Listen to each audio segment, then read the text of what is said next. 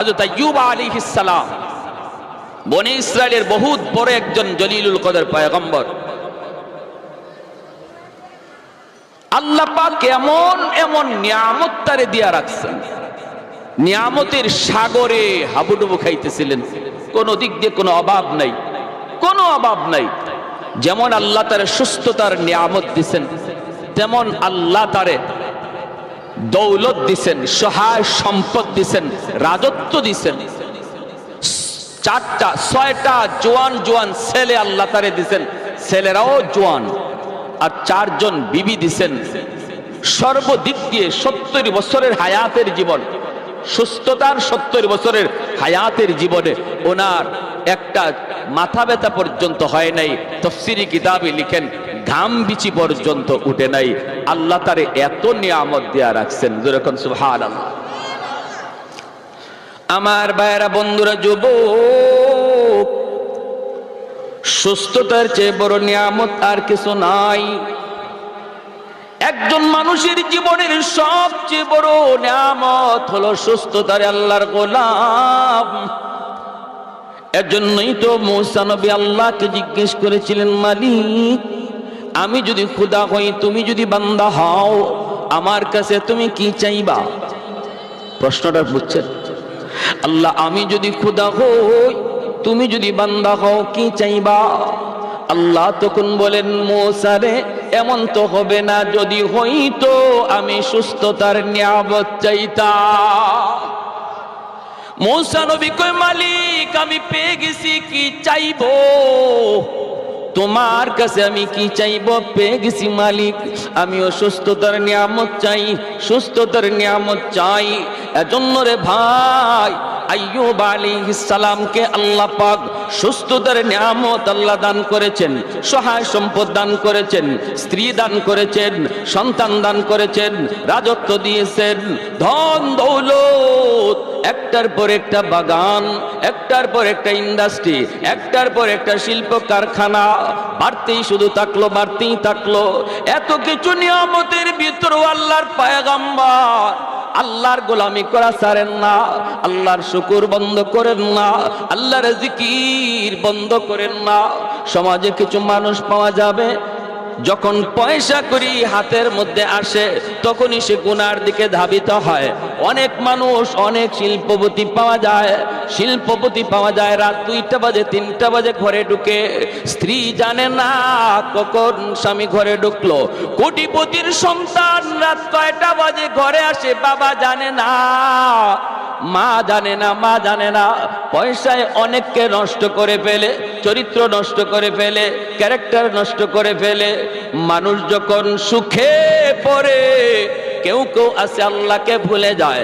কিন্তু আল্লাহর পয়গম্বর সাইয়্যিদুনা আইয়ুব আলাইহিস সালাম তার অভাব তো নাই, সুখে আছেন, আল্লাহকে ভুলেন না, আল্লাহকে ভুলেন না, আল্লাহর গোলামি বাদ দেন না। জিকির বন্ধ নাই, আল্লাহর জিকির বন্ধ নাই। ইবলিস তখন ডাক দিয়ে কয়, ওগো আল্লাহ, তোমার পয়গম্বর এত তোমারে ডাকে কেন জানোনি? কেন যাকে জানোনি কেন? আল্লাহ পাকে ইবলিস কয়, সুখে রাখছো এজন্য তোমারে ডাকে, সুখে রাখছো এজন্য তোমার জিকির করে। অভাব কি জিনিস জানে না, বিপদ কি জিনিস বুঝে না, মুসিবত কি জিনিস জানে না, পরীক্ষা কি জিনিস এখনো বুঝে নাই। আমি ইবলিসের মনে হয়, যদি তুমি তারে বিপদে ফালাও, জিকির করবে দূরের কথা, তোমার নাম পর্যন্ত ভুলে যাবে। নাউজুবিল্লাহ। আল্লাহ পাক রব্বুল আলামিন তখন বলে, রে ইবলিস, ভালো করে শুন, ভালো করে শুন। আইয়ুব আমি আল্লাহর পয়গম্বর ইচ্ছা করে হওয়া যায় না, আমলের দ্বারা অলি হওয়া যায়, নবী হওয়া যায় না, বুজুর্গ হওয়া যায়, নবী হওয়া যায় না। নবী আল্লাহ নিজে পছন্দ করেন, আল্লাহ নিজে নির্বাচন করেন। আল্লাহ বলে, ইবলিস শুন, আইয়ুবকে আমি আল্লাহ নির্বাচন করেছি, অতএব তোর ধারণা ভুল, ধারণা ভুল। এমনটা হতেই পারে না, হতেই পারে না। ইবলিস কয় তাহলে বিপদে ফেলায়া দেখো, পরীক্ষায় ফেলায়া দেখো, দেখো না তোমার নাম কেমনে লয়, তোমার নাম কেমনে লয়। আমি তো বললাম নাম ভুলেই যাবে, নাম ভুলেই যাবে, নামই মনে থাকবে না। আল্লাহ পাক বলে তাহলে দেখ চ্যালেঞ্জ, তোর সাথে আমি আল্লাহর চ্যালেঞ্জ, দেখ দেখ। আমার আইয়ুবের উপর পরীক্ষা শুরু হয়ে গেল। এক নম্বরই পরীক্ষা আল্লাহ পাক রব্বুল আলামিন দিলেন রে যুবক, সহায় সম্পদগুলি একে একে ধ্বংস হতে লাগলো। আজ অমুক ফ্যাক্টরিতে আগুন, কালকে ওই বাগানে আগুন, অমুক জায়গা আজকে ধ্বংস। এই খবরগুলি যখনই পয়গম্বরের কাছে আসতে থাকে তখনই তিনি সাথে সাথে আল্লাহর শুকরিয়া আদায় করে। না শুকরি নাই। আল্লাহ পাক কই দেখছনি বিপদ তো আমি আল্লাহ দিলাম, কিন্তু না শুকরি নাই, না শুকরি নাই, এখনো শুকুর করে, এখনো আমি আল্লাহকে ইয়াদ করে। এতগুলি সহায় সম্পদ নষ্ট হয়ে গেল, এরপরেও কিন্তু আমি আল্লাহ কি ভুলে না। ইবলিস কই মালিক জানুনি কেন কেন, কই রাজত্ব রাখছো এজন্য, আল্লাহ রাজত্ব কেড়ে নিলেন, তখনও ইনি শুকরিয়া আদায় করে। ইবলিস কয় কারণ হলো 6টা জোয়ান ছেলে আছে, ভরসা হলো সন্তানের উপর। সম্পদ যদি চলেও যায়, সন্তান তো আছে 6টা জওয়ান। এই 6টা জওয়ান ছেলের দ্বারা সম্পদ আবার কামাই করবে, এজন্য কোনো টেনশন নাই, তোমার গোলামি করে। আল্লাহ বলে না না, সন্তানের উপর পরীক্ষা শুরু হবে। 6 জন যুবক ছেলে এক করে ঘুমায় রইছে। হঠাৎ করে রাতের বেলা চাঁদ ভেঙে আইয়ুব নবীর 6টা ছেলে একসাথে মারা গেল রে যুবক। একসাথে 6 জন ছেলে মৃত্যু সংবাদ বাবা শুনতে পাইলেন। এরপর নবী শুকরিয়া আদায় করে, জোরে কোন সুবহানাল্লাহ। আল্লাহর কাছে ডাক দেয়া কয় মালিক, সন্তান তো আমার কাছে ছিল আমানত, এই সন্তানের মালিক তো আমি না, সন্তানের মালিক তুমি। আমার আপনার কাছে সন্তান আল্লাহর তরফ থেকে আমানত, দখলে আমার।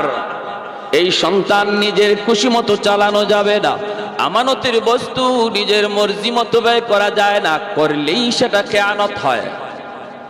আমানতের বস্তু নিজের মর্জি মতো ব্যয় করা যায় না, করলেই সেটা খেয়ানত হয়।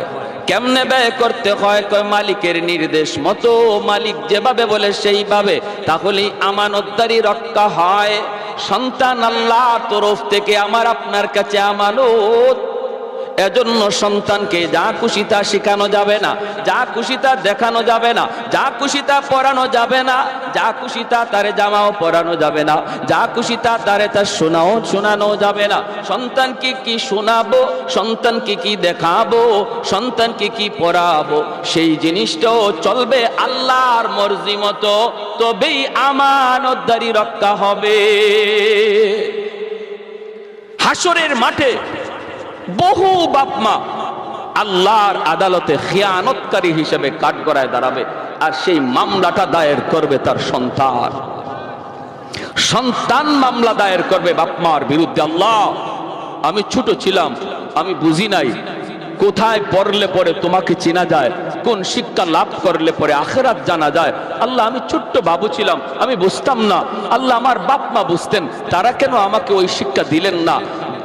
আমি আজ যে কারণে জাহান্নামী হলাম, আমার বাপ মা আমার চেয়ে ডাবল অপরাধী, তাদেরকে জাহান্নামের ডাবল শাস্তি দাও।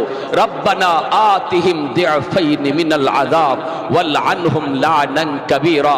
সন্তান বাপ মাকে আল্লাহর আদালতে আসামির কাঠগড়ায় দাঁড় করায় দিবে।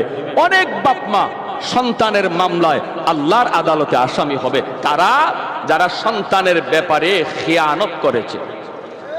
সন্তানের ব্যাপারে কি করেছে? খেয়ানত করেছে। যেই বয়সটাতে তাকে আল্লাহর নাম শিখানোর কথা, যেই বয়সটাতে তাকে আখিরাত জানানোর কথা, যেই বয়সটাতে তারে কালেমা শিখানোর কথা, যেই বয়সে তারে কোরআন সহি শুদ্ধ করে শিখানোর কথা, যেই বয়সে ইসলামের মৌলিক জ্ঞান তার অন্তরে দেওয়ার কথা, এই শিক্ষা না দেওয়ার কারণে, এই বয়সে তারা সেই শিক্ষা না দেওয়ার কারণে আল্লাহর আদালতে সন্তান মামলা দিবে। আর এই সন্তান বড় হইয়া সে যখন কলেজে যাবে, শিশুকালে বাপ মা তার এই শিক্ষা না দেওয়ায় সে কলেজে গিয়ে বেনামাজি হবে, ভার্সিটিতে গিয়ে বেনামাজি হবে, হবে, নাস্তিকদের কাছে গিয়ে আসে নাস্তিক হবে, ইসলামের বিরুদ্ধে কথা বলবে। আর যেই সমস্ত বাপ মা সন্তানের ব্যাপারে আমানতদারি রক্ষা করেছে, শিশুকালেই তার দিন শিখাইছে, শিশুকালেই তার নুরানি মাদ্রাসায় পড়াইছে, আল্লাহকে চিনাইছে, পরকাল বুঝাইছে, এই ছেলে যদি কলেজেও যায় বেনামাজি হবে না, নামাজি হবে। এই ছেলে যদি ইঞ্জিনিয়ার হয়, নাস্তিকদের ভিড়ে যায়ও সে কোরআনের পক্ষেই কথা বলবে, উলামায়ে কেরামের পক্ষে আওয়াজ দিবে, কোরআনের পক্ষেই সর্বদা জয় গান গাবে। হাজারো নাস্তিকের ভিতরে তাকবীরের আওয়াজ উঠাবে, মুস্কান ভারতের নারী মুস্কানের মতো আওয়াজ দিয়ে, এখন ঠিক কিনা? প্যারে হাজিরিন, এজন্য বলি ভালো করে ইয়াদ রাখবেন, আমরা যারা বাবা হয়েছি আমাদের বহুত বড় জিম্মাদারি আছে, বহুত বড় জিম্মাদারি ভাই। এই জিম্মাদারিতে যদি গাফলতি করি সন্তানের মামলায় ধরা খেয়ে যাব, সন্তানের মামলায় ধরা খেয়ে যাব। আল্লাহ আমাদেরকে সহি বুঝদান করুন, সবাই বলি আমিন। হযরত আইয়ুব আলাইহিস সালামের কাছে যখন ৬টা সন্তান মারা যাওয়ার খবর আসলো, তখনও নবী নিরাশ হন নাই, নাশুকরি করেন নাই, আল্লাহর দরবারে শুকরিয়া আদায় করে বলছেন, আল্লাহ সন্তান ছিল আমার কাছে আমানত, আমানতের বস্তু তুমি তোমারটা নিয়ে গেছো। আল্লাহ আমার সন্তান যে পথের প্রতীক, আমিও সেই পথের প্রতীক। আজ গেছে আমার সন্তান, কাল যাব আমি। দুনিয়ার এটাই নিয়ম, আসার সময় সিরিয়াল মেনটেন হয়, যাবার সময় কোনো সিরিয়াল নাই। আবার আসার সময় বাবা আগে আসে, সন্তান পরে আসে। যাবার সময় দেখা যায় বাবার আগে ছেলে যায়, নাতির আগেও দাদা চলে যায়, ঠিক কিনা? আমার ভাইয়েরা বন্ধুরা একটু মনোযোগ লক্ষ্য করে শুনো রে আল্লাহর গোলাম। যেই মাত্র আইয়ুব আলাইহিস সালামের কাছে ৬টা ছেলের মৃত্যু সংবাদ কানে আসলো, তখনও নবী শুকরিয়া আদায় করেন। আল্লাহ পাক ইবলিসকে ডাক দেয়া বলে, ইবলিস দেখ, পরীক্ষায় আমার আইয়ুব একে একে যতগুলি পরীক্ষা আমি আল্লাহ তারে দিচ্ছি রে, সবগুলি পরীক্ষায় আইয়ুব পাস করেছে, শুধু না A+ পায়া পাস করেছে। ইবলিস কই, মালিক এখনো তোমার শুকরিয়া কেন আদায় করে তুমি জানোনি? বলে কেন? এখনো তার 4টা স্ত্রী এখনো জমিনে আছে গো। 4 জন স্ত্রী যেই স্বামীর আছে তার কিসের টেনশন? ছেলে 6টা চলে যাক না 10টা চলে যাক, স্ত্রী তো আছে, সন্তান আবার দুনিয়া আসবে। এই ভরসায় তোমার গোলামি করে, এই ভরসায় এখনো তোমার উপরে সে নারাজ হয় না, এখনো নারাজ হয় না। আল্লাহ পাককে একে একে পরীক্ষা দেওয়ার জন্য শয়তান উদ্বুদ্ধ করতেছে। আল্লাহ পাক কয়, তাহলে শুন, 4টা স্ত্রীর উপর পরীক্ষা শুরু হয়ে গেল। 4 জন স্ত্রী, 3 জন এক খাটের মধ্যে ঘুমায় আছেন। একজন বিবি রহিমা, তিনি আছেন নবীর সাথে রাতের বেলা। যেই রাত্রে 3 জন এক খাটের মধ্যে শুয়ে আছেন রে আল্লাহর গোলাম, ওই রাতে 7 পইরা 3 জন স্ত্রী মারা গেলেন। এই খবর নবীর কাছে যখন আসলো, তখনও নবী নাশুকরি করে না, তখনও আল্লাহর শুকরিয়া আদায় করে, তখনও আল্লাহর শুকরিয়া আদায় করে। আল্লাহ পাক রব্বুল আলামিন কয়, এরে ইবলিস দেখ তো, দেখি দেখ, আমার পয়গম্বর আইয়ুব কিন্তু এখনো আমি আল্লাহর শুকরিয়া আদায় করে। ইবলিস তখন কয়, কি শুনবেন? ইবলিস তখন কয়, মালিক এখনো শুকরিয়া আদায় করে, কারণ তারে সুস্থতার নিয়ামত তুমি দিয়েছ। হাত 2টা এখনো তার সুস্থ, পা 2টা এখনো সুস্থ, এখনো সে সুস্থ শরীর নিয়ে চলাফেরা করতে পারে। এজন্য তোমার শুকরিয়া আদায় করে। যেই মানুষটার হাত 2টা সুস্থ সে কোনোদিন গরিব নয়, যার হাত পা 2টা সুস্থ সেও গরিব নয়, কারণ সে কর্ম করে খাইতে পারে, ঠিক কিনা জোরে কন? কর্ম করে খাইতে পারে, সে গরিব নয়, গরিব নয়। আল্লাহ পাক রব্বুল আলামিনকে ইবলিস তখন ডাক দিয়া কই, মালিক এজন্য তোমার এখনো শুকরিয়া আদায় করে। আল্লাহ পাক কয়, ইবলিস শুন, তুই যত কথা বলস না কেন রে, আইয়ুব এমনে এমনে নবী হয় নাই, আমি আল্লাহ তারে নবী বানাইছি। নফল বন্দেগীর মাধ্যমে আল্লাহর ওলি হওয়া যায়, আব্দুল কাদের জিলানী হওয়া যায়, মঈনুদ্দিন চিশতি হওয়া যায়, কিন্তু নবী পয়গম্বর হওয়া যায় না, সাহাবী হওয়া যায় না। সাহাবী আল্লাহ পাক নিজে চয়েস করেন নবী পয়গম্বর কে হবে সেটাও আল্লাহ পাকের চয়েস করা, আল্লাহ পাকের চয়েস করা। রব্বুল আলামিন তখন ডাক দিয়া কই ইবলিস তাহলে শুন, এইবার পরীক্ষা শুরু হবে আমার পয়গম্বরের শারীরিক পরীক্ষা, দেহের উপরে পরীক্ষা শুরু হবে। এরে যুবক দিলটা একটু নরম করে কথাগুলি শুনো রে আল্লাহর গোলাম। দুনিয়াতে কম বেশি পরীক্ষা আমাদের সবার জীবনে আসে। কেউ কখনো অসুস্থ হইয়া মসজিদ ছাইরা দেয়, কেউ কখনো বিপদে পইরা আল্লাহর নাম ছাইরা দেয়। আমি আমার জীবনে পেয়েছি, সিলেটের এক জায়গায় ওয়াজে গিয়েছিলাম, মানুষজন আমারে কইতেছে হুজুর ওই যে একটা ঘর দেখতেছেন, এই ঘরের লোকটা ছিল অনেক নামাজি বড় দিনদার, লোকটা ছিল বড় নামাজি বড় দিনদার। হঠাৎ করে লোকটা একটা বিপদে পড়ে গেল। বিপদে পড়ার পরই সে চিৎকার করে কয় এত নামাজ পড়লাম, এত রোজা রাখলাম, এত আল্লাহরে ডাকলাম, আল্লাহ আমারে কেন বিপদে ফেলাইল? বেনামাজি সুদখোর ঘুষখোর আল্লাহ কোনো বিপদ দেয় না, আমাকে বুঝি আল্লাহ দেখলো, এই পয়লা মসজিদ ছেড়ে দিছে হুজুর, এখন আর মসজিদে আয় না, আল্লাহর বিরুদ্ধে কথা কয়, রাস্তায় রাস্তায় ঘুটে নাস্তিকদের মতো কথা কয়। এরে আল্লাহর গোলাম একটু দিলটা নরম করে কথাগুলি শোনো। যদি তুমি বিপদের সময় সবর কইরা বিপদের সময় তুমি আল্লাহকে ডাকো, হাসরের ময়দানে আল্লাহ পাক আইয়ুব নবীর সাথে তোমারে জান্নাত দান করবে। জোরে কোন সুবহানাল্লাহ। শরীরের পশমের গোড়ায় গোড়ায় ফুসকা পড়ে গেল, ফুসকা, এই ফুসকার ভিতরে পোকা জন্ম নিল, পোকা, ফুসকার ভিতরে পোকা জন্ম নিল, শরীর পচে যাইতে লাগলো, সারা শরীরটা আস্তে আস্তে পচতে শুরু করলো। ভাইরে নবী, শরীর থেকে এত দুর্গন্ধ বের হয়, এলাকার মানুষজন কয়, ঘরের প্রতিবেশী লোকে কয়, প্রতিবেশীরাও ডাক দিয়া কয় তাড়াতাড়ি ঘর থেকে বের করো, এলাকায় থাকা যাবে না, এত দুর্গন্ধ, সারা শরীর পচে যাইতেছে। আল্লাহর পয়গম্বর চারজন বিবি ছিল, তিনজন তো মারা গেছে, একজন জীবিত। তিনি কে? তিনি হলেন বিবি রহিমা। মানুষজন ডাইকা কয় রহিমা, ও রহিমা আমরা সবাই গেলাম, তুমিও কি যাইবা না স্বামীর সাথে থাকবা? আল্লাহর বান্দী তখন বলতেছে তোমরা সবাই চলে যেতে পারো গো, কিন্তু আমার স্বামী আমি ছাড়ব না, আমি আমার স্বামীকে ছেড়ে যাব না, স্বামীর খেদমত ভুলবো না। ও রহিমা তোমার নাকে কি কোনো দুর্গন্ধ লাগে না? বিবি রহিমা তখন ডাক দেয়া বলতেছে আমার নাকে কোনো দুর্গন্ধ লাগে না। কই তাহলে তাড়াতাড়ি স্বামীরে লইয়া তুমি ঘর থেকে বের হও, যেখানে মন চায় সেখানে যাও, আমরা দুর্গন্ধের কারণে টিকতে পারি না, তোমার যেভাবে মন চায় সেদিকে যাও। তিনি ঘর থেকে স্বামীরে নিয়ে বের হয়ে গেলেন। আল্লাহর পয়গম্বর আইয়ুব আলাইহিস সালাম, যার এক সময় এই এলাকার রাজত্ব ছিল, এক সময় আল্লাহ পাক তারে কোটি কোটি সম্পদের মালিক দিয়া রাখলো। 24 ঘন্টা তার দরজার পাশে অভাবী মানুষ দাঁড়ায় থাকত, অনবরত যাদেরকে তিনি দান করতেন।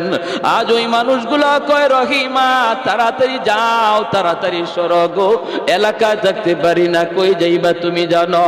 ঘর থেকে বের হইয়া আল্লাহর বান্দি স্বামীরে নিয়ে তিনি রাস্তায় আসলেন। রাস্তা দিয়ে পথিকেরা যায়, পথিকেরা ডাক দেয়া কয় রহিমা রাস্তা দেখে স্বামীরে নিয়ে যাবা, মন চাই সেদিকে যাও, আমরা রাস্তায় হাঁটা চলা করতে পারি না, রাস্তায় আমরা হাঁটা চলা করতে পারি না। আল্লাহর বান্দি স্বামীর নিয়া চোখের পানিটা মইসা মইসা তিনি বের হয়ে যাইতেছেন। তিনিও সাধারণ কোনো মহিলা না রে ভাই, তোমরা মনে করতে পারো তিনি হয়তো কোনো গরিব গরিব মেয়ে ছিলেন, এজন্য তিনি স্বামীর নিয়ে বের হচ্ছেন না। বিবি রহিমা তিনিও ছিলেন কে? তিনিও ছিলেন নবী পরিবারের সন্তান, হযরত ইউসুফ আলাইহিস সালামের নাতিন, ছেলের ঘরের নাতিন। আল্লাহু আকবার। নবী পয়গম্বর গণের পরিবারের সন্তান, রাজ পরিবারের মেয়ে, রাজ পরিবারের মহিলা। মুহূর্তের ভিতরে তিনিও স্বামীরে ফালায়া চলে যেতে পারতেন, কারণ বাবার বাড়ি হলো রাজবাড়ি, বাবার বাড়ি হলো রাজবাড়ি, আবার নবী পরিবারের একজন মেয়ে। কিন্তু না না, তিনি বুঝতেন স্বামীর কদর, স্বামী কত বড় দৌলত, এটা তিনি বুঝতেন। বিদায় বলছেন, তোমাদের নাকে গন্ধ লাগে, কিন্তু আমার স্বামীর পচা গন্ধ আমার নাকে লাগে না। রাস্তার পাশেও থাকতে দিল না, স্বামীকে লইয়া মাঠে চলে গেলেন। মাঠে, ও আমার বিনোদর চোরের মা বোনেরা, একটু মনোযোগ দিয়া খেয়াল করে শুনো গো মা, তোমাদের ঘটনা বলতেছি, তোমাদের একটা ইতিহাস বলতেছি। কাকে বলে স্ত্রী, কাকে বলে স্বামী, কাকে বলে সংসার, একটু মনোযোগ দিয়ে শোনো। এমন সংসার যদি করতে পারো, ঘরটা জান্নাতি ঘর হয়ে যাবে। এই সন্তানগুলিকে আল্লাহ জান্নাতি সন্তান বানায় দিবে, মেধাবী সন্তান আল্লাহ বানায় দিবে। যেই ঘরের মধ্যে স্বামী স্ত্রীর ভিতরে মহব্বত থাকে, এই ঘরের সন্তানগুলিকে আল্লাহ পাক মেধাবী বানায় দেয়, হাফেজে কোরআন বানায়, আলেমে দ্বীন বানায়, মুফতি মুহাদ্দিস বানায়। যেই করে স্বামী স্ত্রীর মধ্যে ঝগড়া হয়, যেই করে স্বামী স্ত্রীর মধ্যে গালাগালি হয়, এই করে সন্তান চেষ্টা করো তার মেধাবী বানানো যায় না, কারণ বাপ মার সর্বদা ঝগড়া আর গালাগালির বদাসর সন্তানের উপরে যায় পড়ে। তুমি যদি সন্তানকে মানুষের মতো মানুষ বানাইতে চাও, আগে ঘরটারে সুন্দর করো, ঘরটারে সুন্দর করো। ভাইয়েরা বন্ধুরা, মাঠে তিনি চলে গেলেন, রাস্তা থেকে মাঠে গেলেন স্বামীকে লইয়া। স্বামী গ, এক সময় তোমার আঙ্গুলের ইশারায় এই এলাকা চলতো, আজকে এলাকার মানুষ তোমারে ঘরে জায়গা দেয় না, রাস্তায় জায়গা দেয় না, মাঠে চলো। মাঠে গেলেন, কৃষকেরা আসতে দৌড়ায় আইসা বলতেছে, রহিমা এখানে যদি স্বামীর নিয়ে থাকো, আমরা মাঠে কোনো কাম কাজ করতে পারবো না, এত দুর্গন্ধ, এত দুর্গন্ধ, আমরা মাঠে কাম কাজ করতে পারবো না, তুমি অন্য কোথাও চলে যাও। আল্লাহর বান্দি স্বামীর নিয়ে তিনি কোথায় যাবেন, কোন দিকে যাবেন? জঙ্গলের দিকে রওনা দিছেন। জঙ্গল, জঙ্গলের পাশে যায় তিনি দেখতে পেলেন একটা ডাস্টবিন, সর্বদা দুর্গন্ধ বের হয়। ডাস্টবিনের পাশে যায় তিনি জায়গা করে নিলেন। এই ডাস্টবিনের দুর্গন্ধের কারণে কোনো মানুষজন এই রাস্তা দিয়ে, এই জায়গা দিয়ে যাতায়াত করে না। তিনি বুঝলেন মানুষ যখন আসে না, তাহলে আমাকে কেউ এখান থেকে সরাবে না। এই জায়গাটাতে স্বামীকে নিয়ে তিনি থাকতে শুরু করলেন। ডাস্টবিনের গন্ধ আল্লাহর বান্দির নাকে লাগে না, স্বামীর দুর্গন্ধ নাকে লাগে না। এখানেই স্বামীকে নিয়ে তিনি পইরা আছেন। বাইরে একদিন দুই দিন নয়, মাসকে মাস চলছে। দিনের বেলা মানুষের বাড়িতে যান কাম কাজ করার জন্য, যাইয়া তিনি কাম কইরা কিছু খাবার সংগ্রহ কইরা স্বামীকে আইনা খাওয়ান, হালুয়া খাওয়ান, হালুয়া। শক্ত খাবার খাওয়াইতে পারেন না, স্বামী খাইতে পারেন না। আইয়ুব আলাইহিস সালামের পুরা দেহটা পুকে খেয়ে ফেলতেছে, জিহ্বাটা এখনো পুকে ধরে নাই। আইয়ুব নবী ডাক দিয়া কয়, মালিক সারা দেহ আমার পুকে খাক, আমার আপত্তি নাই, আপত্তি নাই। যখনই আমি তোমাকে জিহ্বা দিয়া আল্লাহ কইয়া ডাক দিতে দেই, সাথে সাথে আমার সব কষ্ট আমি ভুলে যাই। ও মালিক, এজন্য তোমার কাছে আমার আবদার, আমার জিহ্বাটারে তুমি পোকা দিয়া খাওয়ায়ো না, যেন আমি জিহ্বা দিয়ে তোমাকে আল্লাহ আল্লাহ কইয়া ডাকতে পারি। জোরে কোন সুবহানাল্লাহ।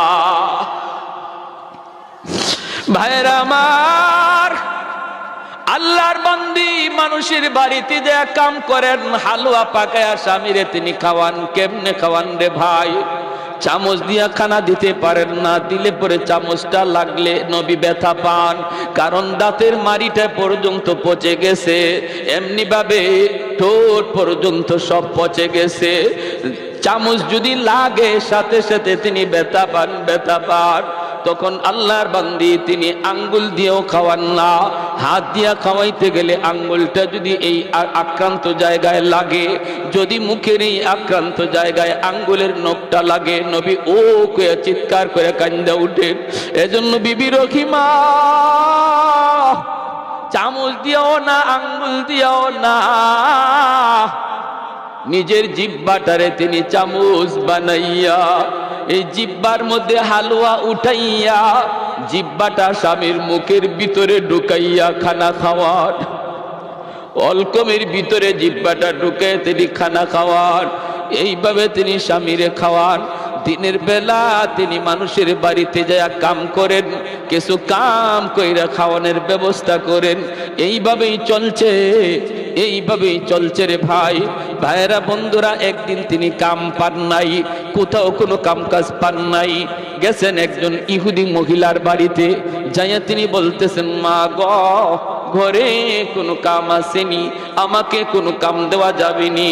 মহিলায় কয়, না না, আমার বাড়িতে কোনো কাম নাই, কাজের লোক লাগে না, কাজের লোক লাগে না।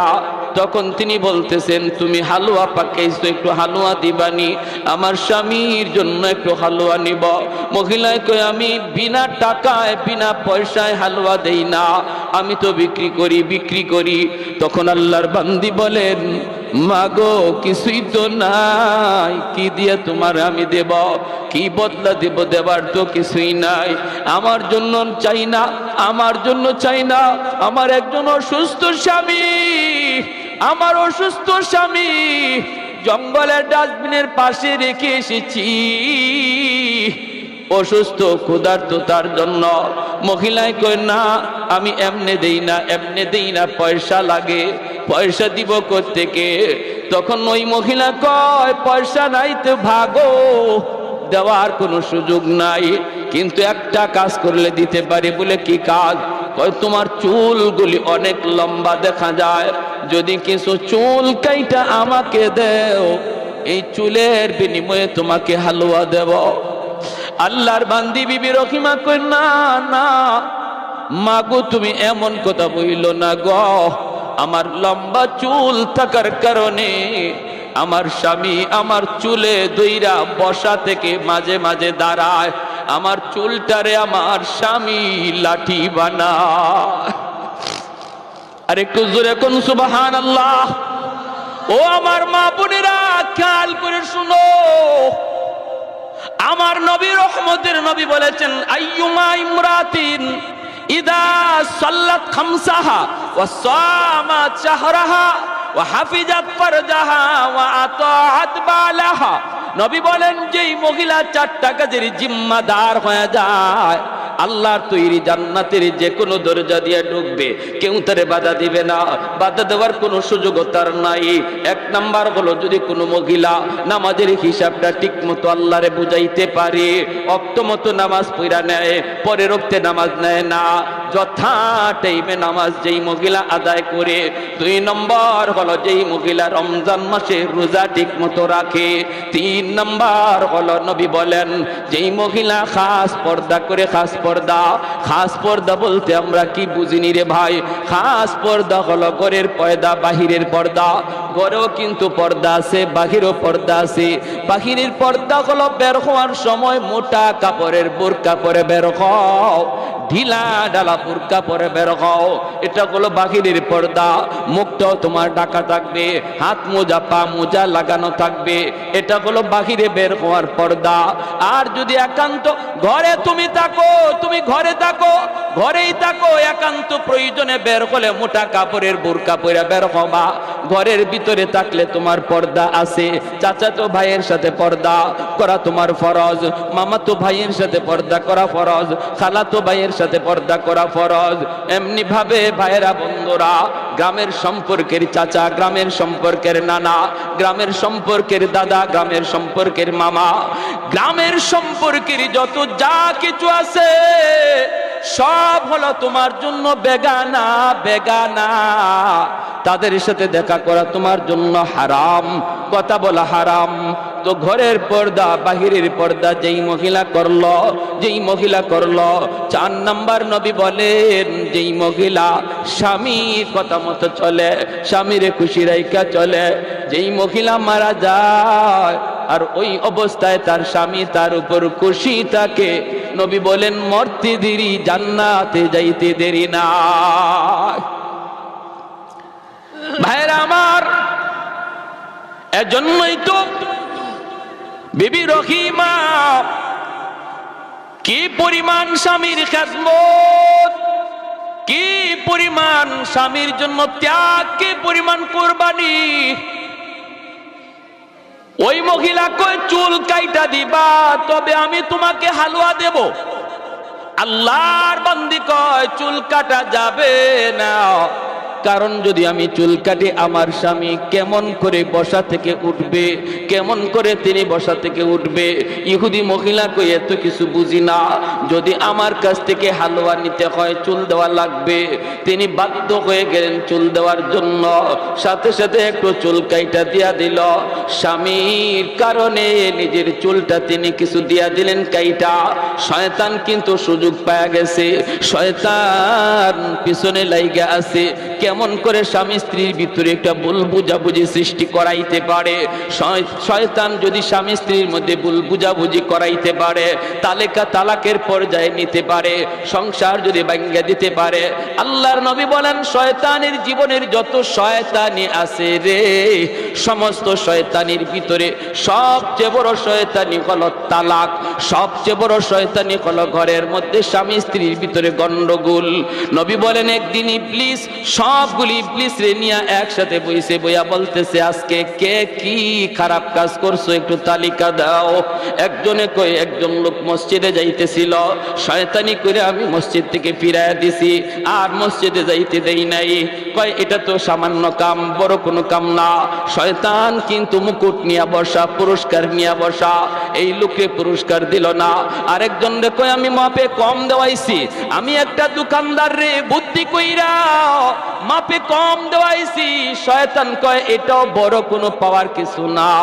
একে একে সবাই সব দিল। একজনে কয়ে উঠছে উস্তাদজি আমি একটা কাম করছি। বলে কি কাম করছ? কয় স্বামী স্ত্রীর ভিতরে ঝগড়া লাগাইয়া স্বামীর মুখ দিয়া 3 তালাক দেওয়াইছি। ইবলিস সিংহাসন থেকে লাফ দিয়ে উঠে গেছে, ওইটাই দৌড় দিয়া যায় তার মাথার মধ্যে পুরস্কার এই মুকুট দিয়া কই তুই আজকে সবচেয়ে বড় শয়তানি করছ, তুমি আমার কাছ থেকে পুরস্কার পাওয়ার যোগ্য। কারণ যেই সংসারের ভিতরে তালাক হয়, তালাকের দ্বারা শুধু স্বামী স্ত্রীর জীবন নষ্ট হয় না রে যুবক, তালাকের দ্বারা অবলা সন্তানগুলির জীবন নষ্ট হয়ে যায়। ভবিষ্যৎ অন্ধকার অন্ধকার অন্ধকার। মা একদিকে বাবা একদিকে, একজন সন্তানকে যদি আদর্শ সন্তান বানাইতে হয়, একদিকে মায়ের আদর আর একদিকে বাবার শাসন লাগে। আওয়াজ দিয়ে এখন ঠিক কিনা? খালি মায়ের আদরে কোনোদিন সন্তান আদর্শ মানুষ হয় না, মানুষ হইতে পারে না রে আল্লাহর গোলাম। এজন্য বাবার শাসনের প্রয়োজন। তালাক হওয়া মানে মা একদিকে বাবা একদিকে, ছেলে মেয়ে হয়তো মার কাছে নয়তো বাবার কাছে, কিন্তু একসাথে আর মা বাপরে পায় না পায় না। এজন্য এই সন্তানগুলির জীবনটা নষ্ট হয়ে যায়। এজন্য ভাইরা বন্ধুরা মনে রাখবা, নবী বলেন যখনই কোনো ঘরের মধ্যে কোনো পুরুষ তালাক দেয়, সাথে সাথে আল্লাহর আসমানটা কাঁপে ওঠে। এত বড় হালাল জিনিসের ভিতরে সবচেয়ে নিকৃষ্ট নবী বলেছেন তালাক। আমাদের সমাজে পুরুষ তো আছে, কিছু মহিলাও এমন মিলে ঝগড়া কইরা কইরা কয় দে আমারে তালাক দে। কয়নি না কয় না, কয় তুই বাপের বেটা হইলে আমারে তালাক দে। নাউজুবিল্লাহি মিন যালিক। এমনি স্বামীর টেম্পার গরম হয়ে রইছে, আরো গরম করে। এই কাজটা করায় দেয় মাঝখানে এসে কে? ইবলিস। কে করায়?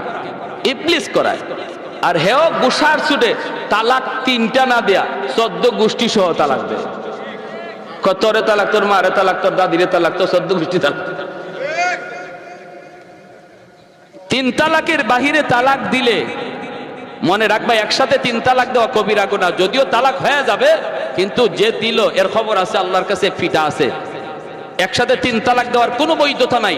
তালাক দেওয়ার সিস্টেম হলো প্রতি মাসে একটা, যদি আপনি শাসন করলেন, আপনি বুঝাইলেন, পরিবারের লোক আনলেন, বসলেন দুই পক্ষ লইয়া, এরপরও সমস্যার সমাধান হয় না, আপনার বিবি উল্টা পথেই চলে, বিছানা পরিত্যাগ করলেন, আপনি তার থেকে দূরে থাকলেন, কথা বন্ধ রাখলেন, হালকা একটু মারদুর, নবী বলেন হালকা মারদুর এর মানে বাঁশ লইয়া লাঠি লইয়া ফিরানি না, মেসওয়াক লইয়া একটু আস্তে কইরা একটু আঘাত দেওয়া, এর মানে একটু সেজন্য অপমান বোধ করে, হায়রে আজকে আমার স্বামী হাত উঠায় ফেলছে, এতটুকু যেন তার অনুভূতিতে লাগে, তার ইজ্জতে যেন লাগে, এজন্য একটু হাত উঠানি, এর মানে এই না লাঠি লইয়া শরীরে দাগ ফালাইয়া দেওয়া, এরকম না।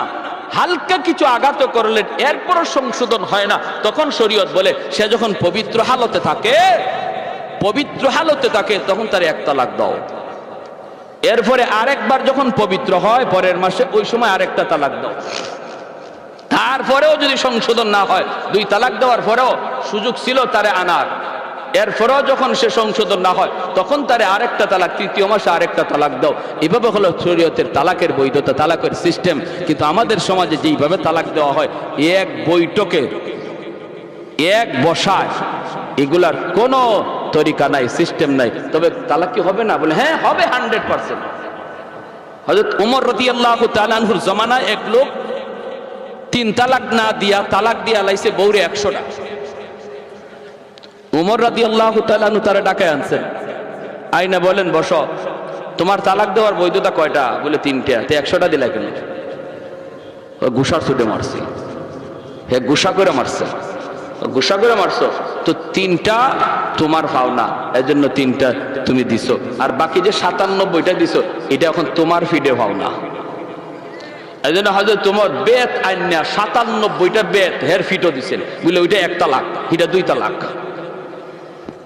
এজন্য যুবক ভাইরা সাবধান, তালাক যদিও শরীয়তে বৈধ রাখছে, কিন্তু এটা কখন? যখন দেয়ালে পিঠ লেগে যায়, কোনো দিক দিয়া আর সমাধান হচ্ছে না। এটা ছেলে খেলা নয়, তামাশা নয়। হুজুর গুসার চুটে দিয়া দিছি, আমার তখন মাথায় জ্ঞান ছিল না। তালাক কেউ হাসতে হাসতে দেয় না, গুসা করেই দেয়, রাগ উঠলেই দেয়। এজন্য কোনো সুযোগ নাই, 3 তালাক দিয়া দিবেন, আর কোনো সুযোগ নাই ফিরায় আনার। হুজুরদের কাছে দৌড়ায় কোনো লাভ নাই। প্যারে হাজিরিন, এজন্য ইবলিস কইতেছে আজকে পুরস্কার পাওয়ার অধিকার তোমার, তুমি বহুত বড় কাজ করছো। কারণ সংসারে 2 জন শুধু নষ্ট না, তাদের অবলা সন্তানগুলির ভবিষ্যৎ অন্ধকার। প্যারে হাজিরিন, এজন্য আমার ভাইরা বলতেছিলাম, শরীয়তের বিধানগুলা, শরীয়তের মাসালা মাসাইলগুলা, এগুলো আমাদের জানা থাকার দরকার আছেনি না নাই? আর একটু জোরে কোন আসেনি না নাই? আমার ভাইরা বন্ধুর, আল্লাহর গোলাম যেই মাত্র চুলটা কাইটা তিনি দিয়া দিলেন, হালুয়া নিয়ে আসলেন। স্বামীর কাছে আসার আগে ইবলিস আইয়ুব আলাইহিস সালামের কাছে আয়েশা বলতেছে, নবী গো, জানেননি একটা গোপন খবর? কিসের খবর? কই খবর হলো আপনার স্ত্রী মানুষের বাড়িতে চুরি কইরা কইরা আপনার জন্য খানা নিয়ে আসে। এই খবর তো আপনি রাখেন না, আপনি তো এই খবর রাখেন না। প্রতিদিন চুরি করে কেউ ধরতে পারে না, কিন্তু আজকে ধরা খাওয়া গেছে। ধরা খাওয়ার কারণে তার চুল কাইটা দিছে। চুল যদি আমার কথা বিশ্বাস না হয়, আসার পরে চুলের দিকে তাকায়া দেখেন, আজ কিন্তু তার চুল কাটা চুরিতে ধরা পড়ছে। এজন্য নাউজুবিল্লাহ জোরে কর। এর নাম হলো ইবলিস। এর নাম কি?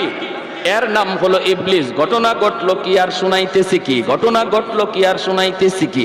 আল্লাহর পয়গম্বর সাথে সাথে যেন আসমান মাথায় ভেঙে পড়লো, কারণ তিনি তো নবী। হারাম খানা তো তিনি খাইতে পারেন না, চুরির মাল নবী তো খাইতে পারেন না। কোনো ইমানদার মুমিন কোনোদিন হারাম মাল খাইতে পারে না। চুরির মাল, ডাকাতির মাল মুসলমান খাইতে পারে না।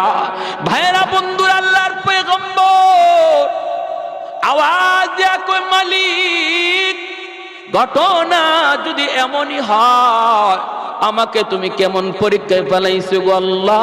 আমি ওই স্ত্রীকে নিয়ে সংসার করব না, আমি তার স্ত্রী হিসেবেও মেনে নিব না। যদি তার মাথার চুল আমি কাটা পাই, তাহলে আমি কসম করলাম 100টা বেত তারে দিব, 100টা বেত দিব। আল্লাহর পয়গম্বর আইয়ুব আলাইহিস সালাম তিনি অপেক্ষায় বসা আছেন, বিবি আসবেন, তারপরে তিনি দেখবেন মাথার চুল কাটা নাকি। তিনি দেখবেন বিবি রহিমা হালুয়া নিয়ে স্বামীর কাছে তিনি হাজির হলেন। ভাইরা, তিনি হালুয়া দিলেন, নবী তো হালুয়া খাইতে রাজি না। তিনি তো বলতেছেন, রহিমা গো মাথার চুলগুলি একটু দেখাও। দেখাইতেই তিনি দেখেন চুল কাটা। আল্লাহর নবীর কলিজার মধ্যে যেন রক্তক্ষরণ হয়ে যায়। হায় রে, আমি কি শুনলাম? যা শুনলাম তা তো বাস্তব। সাথে সাথে তিনি বলেন, রহিমা গো, ও রহিমা, তুমি না একজন নবী পরিবারের মেয়ে, তুমি না নবী পরিবারের মেয়ে গো, কেমন করে তুমি এমন কাম করলা? আমি তো চুরির মাল চাই না, ডাকাতির মাল চাই না, আমি না খায়া মরতে রাজি, তবু হারাম খানা খাইতে রাজি না। হারাম খানা যদি ঘরের ভিতরে ঢুকে রে ভাই, হারামের বদাসর, হারামের বদাসর নিজের মধ্যে পড়ে, সন্তানের মধ্যে পড়ে। সুদের টাকা যদি আপনি ঘরে ঢুকান, সন্তানের রক্ত মাংস হারাম টাকা দিয়ে বড় হয়। এই সন্তান বড় হওয়ার পরে কোনোদিন নামাজি হয় না, আলেমদের পক্ষে কথা বলে না, ইসলামের পক্ষে কথা বলবে না, বাপ মার সাথে ভালো আচরণ করবে না, বাপ মার সাথে বেয়াদবি করবে, বাবার সাথে বেয়াদবি করবে, বাবার গায়ে হাত উঠাইতে পারে, কারণ তার শরীরে রক্ত মাংস তুমি বাবা হারাম টাকা দিয়া বড় করছ। আজ আমাদের সমাজের চিত্র এত খারাপ, এত খারাপ। কেন সন্তানগুলি বেপথে বেলাইনে চলে গেল? মায়ের কথা শুনে না, বাবার কথা শুনে না।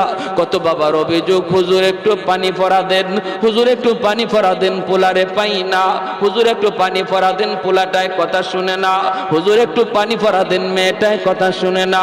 আমি যদি জিজ্ঞেস করি, বাবারে তুমি কি করো, কি করো, কি করো, কিভাবে টাকা কামাই করছো, খবর নিয়ে দেখা যায় প্রতিদিন ঘুষ খাইছে, ঘুষের টাকা দিয়া সন্তানরে বড় করছে। যদি আমি বলি ছেলের জন্য আপনাকে যদি 1 গ্লাস পানি পরা দিতে হয়, আপনার জন্য পানি পরা দিতে হবে 1 জগ। মানুষগুলি কয় হুজুরদের পানি পড়ায় কাম হয় না, কাম হয় না। আমি বলি না, পানি পড়া কাম হয়, কিন্তু ওই পানি পড়া যেই ঘরে যে ঢুকবে, এই ঘরে ঢুকার সময় যায় দেখে ঘরের রহমতের দরজা বন্ধ, কারণ ঘরের